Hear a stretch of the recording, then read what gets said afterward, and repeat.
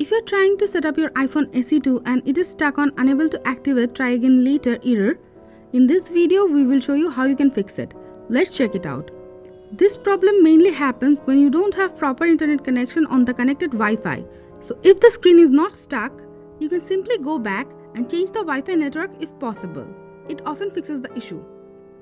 If the screen is completely stuck, then check out the next way. Open iTunes.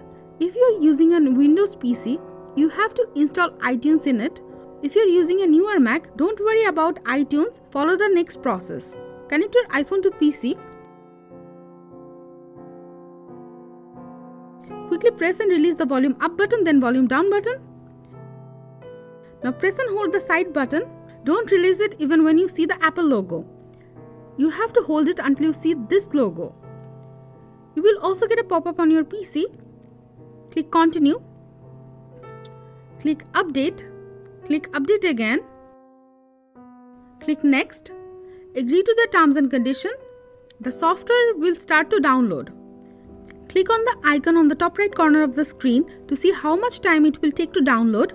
Wait for the time being. After the software is downloaded, you will get this pop-up. Tap Restore. Tap Restore and Update. It will start installing the update in your iPhone. Wait for the process to be completed. You will get a pop-up when the process is complete. Tap OK. Your iPhone will take auto restart. Make sure to keep your iPhone connected till the process is complete. And you will also get this activation window in your PC. It will open by saying hello to you in different languages. This is the way you can fix iPhone SE2 stuck on unable to activate try again later error by putting it into the recovery mode. Now you have to set up your iPhone SE again. We have a video about how you can do it. We will leave the link in the description, you can check it out. That's it for now. If you have any query on the topic, let us know in the comment box. Thank you.